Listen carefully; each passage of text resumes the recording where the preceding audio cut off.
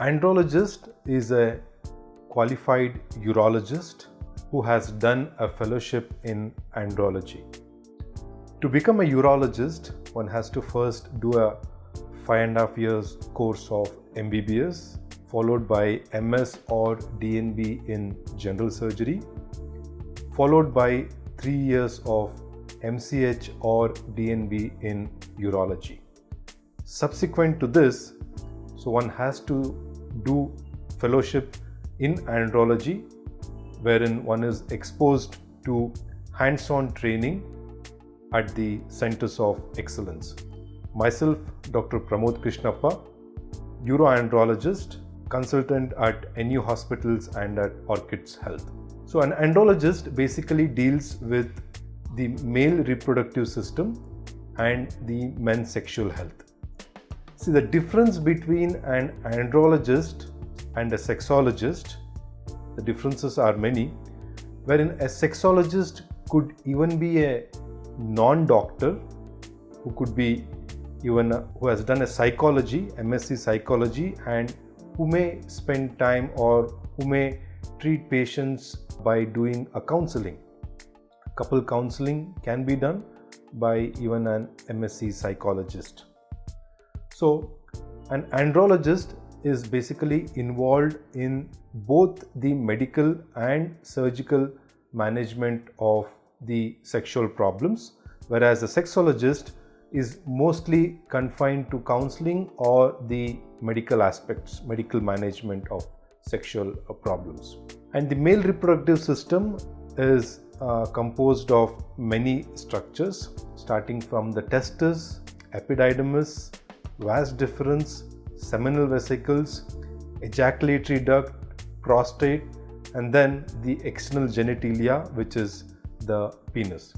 So this is what constitutes the male reproductive organ. The andrologist, of course, any of the issues happen in any of these structures. The andrologist first, of course, investigates them and then prescribes the medicines. If there is no response or there no improvement with the medicines, there are many surgical options which can be done to treat male infertility and men's sexual health. This is exactly what an andrologist does.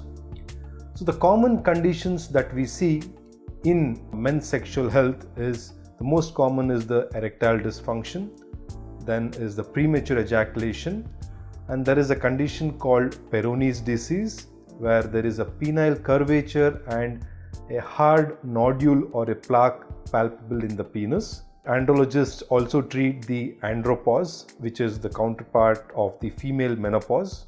Andropause is something somebody manifests at the age, usually starts at the age of around 45 to 50 years of age. And also the testosterone replacement therapies are given for somebody who has a low testosterone levels. These are some of the common male sexual problems that we treat. In male infertility, the aspects that we commonly see are the azoospermia, wherein there are absence of sperms, or somebody with low sperm counts and low motility of the sperms, and of course some obstruction in the reproductive tract which can lead to absence of sperms in the semen. There are so many reconstructive surgeries that can be planned if we are able to identify the exact site of the block.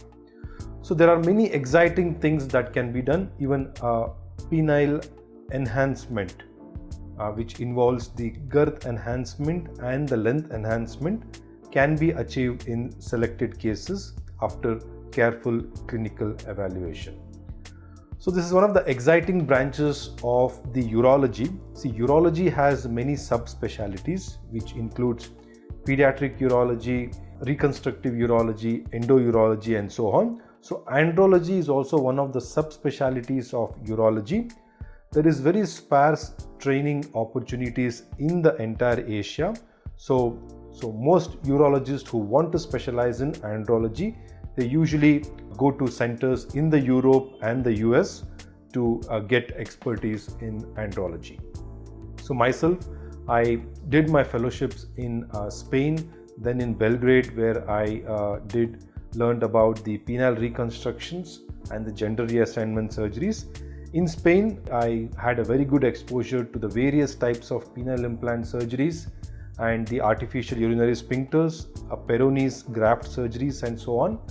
And then Belgrade, then it was followed by the male infertility training at the University of Illinois at Chicago. And then in 2022, I had a great opportunity to spend time at the MSKCC. MSKCC is Memorial Sloan Kettering Cancer Center at New York, which is one of the world's first largest private cancer center. So wherein I was able to get insights about the oncosexology and oncofertility, wherein we manage the sexual and fertility aspects in cancer patients. So this is a broad overview of what we do in andrology. And so there is a significant difference between a general urologist and an andrologist.